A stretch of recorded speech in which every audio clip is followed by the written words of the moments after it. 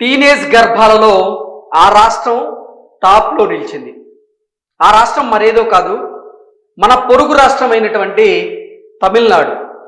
తమిళనాడులోని తిరుచిలో కేవలం 8 నెలల్లోనే 834 టీనేజ్ గర్భాలు నమోదయ్యాయి.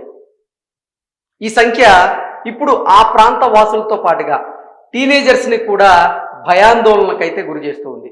ఇంతకీ టీనేజ్ గర్భాలు అంటే ఏంటంటే 13 నుంచి 19 సంవత్సరాల మధ్య వయసు ఉన్నటువంటి బాలికలు ఆ ప్రాంతంలో ఎక్కువగా వారు గర్భవతులు అవుతూ ఉన్నారు.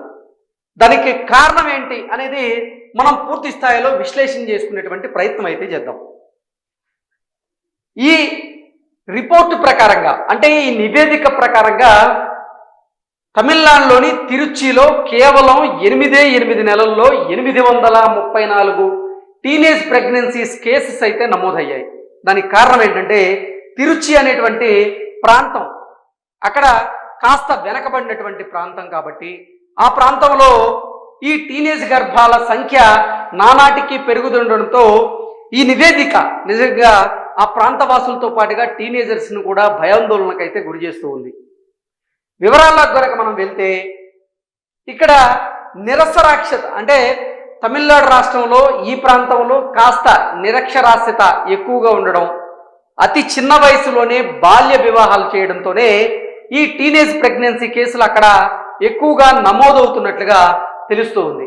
ముఖ్యంగా చూసుకున్నట్లయితే ఏజ్ డెఫినేషన్ కనుక మనం చూసుకున్నట్లయితే టీనేజ్ ప్రెగ్నెన్సీ 13 నుంచి 19 సంవత్సరాల మధ్య వయసు ఉన్నటువంటి బాలికలు ఎక్కువగా ఇక్కడ టీనేజ్ ప్రెగ్నెన్సీ అంటే టీనేజ్ గర్భాల కేసులు అయితే నమోదవుతూ ఉన్నాయి. దానికి కారణం ఏంటంటే అర్ధాంతరంగా వారు చదువు మధ్యలో ఆపేయడం, అలాగే అసలు చదువుకోని కారణం చేత, నిరక్షరాస్యత కారణం చేత, బాల్య వివాహాలు చేస్తున్నటువంటి కారణం చేతనే ఇక్కడ అంటే ఈ ప్రాంతంలో తిరుచిలో ఎక్కువగా ఈ టీనేజ్ గర్భాల్లో కేసులు అయితే నమోదవుతున్నట్లుగా ఈ డేటా ప్రకారంగా మనకు తెలుస్తుంది.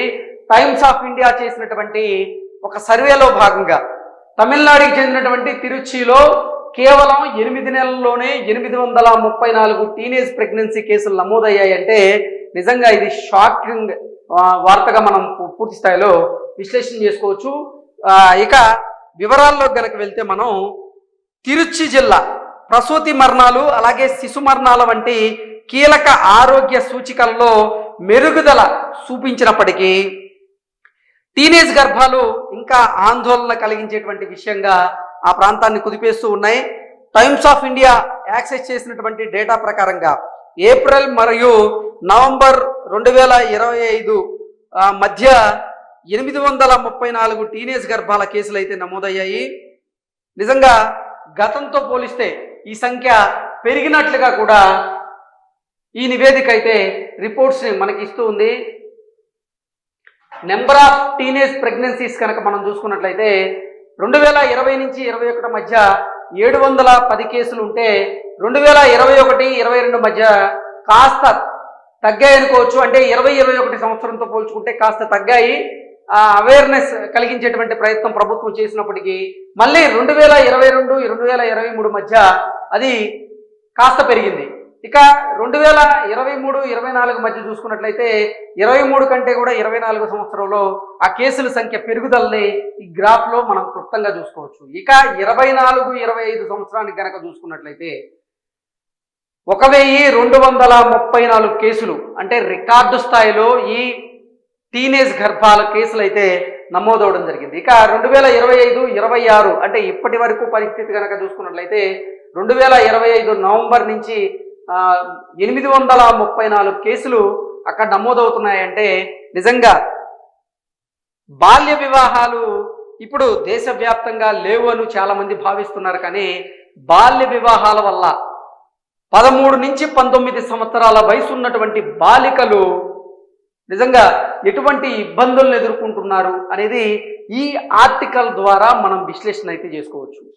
నిజంగా 13 నుంచి 19 సంవత్సరాల వయసు ఉన్నటువంటి బాలికలకి వారికి ఈ బాల్య వివాహాలు చేయడం వల్ల ముఖ్యంగా వారికి కొన్ని ఆరోగ్య సమస్యలు అయితే వస్తూ ఉన్నాయి. ఆ ఆరోగ్య సమస్యలు ఏంటనేది కనుక మనం చూసుకున్నట్లయితే తిరుచి చైల్డ్ వెల్ఫేర్ కమిటీ ఇస్తున్నటువంటి నివేదిక, అంటే వారు ఇస్తున్నటువంటి ఫీడ్బ్యాక్ ప్రకారంగా 10 నుంచి 19 సంవత్సరాల మధ్య వయసు ఉన్నటువంటి కౌమార దశలో ఉన్నటువంటి తల్లులు ఎంక్లాప్సియా అలాగే ఇన్ఫెక్షన్ల బారిన పడి వారు ప్రసవం అనంతరం కూడా అనేకమైనటువంటి సమస్యలను ఎదుర్కొంటూ ఉన్నారు. దానివల్ల ఆ ప్రాంతం అంతా కూడా తీవ్ర భయాందోళనకైతే గురవుతుంది అన్నట్లుగా ఈ నివేదిక సారాంశంగా మనం అయితే విశ్లేషణ చేసుకోవచ్చు. భారతదేశ వ్యాప్తంగా ఇప్పుడు బాల్య వివాహాలను అరికట్టేందుకు ప్రభుత్వాలు కట్టుదిట్టమైనటువంటి చర్యలు, కట్టుదిట్టమైనటువంటి చట్టాలను తీసుకొచ్చినప్పటికీ కొన్ని ప్రాంతాలలో అవగాహన లేకపోవడం వల్ల వారు అంటే కుటుంబ సభ్యులే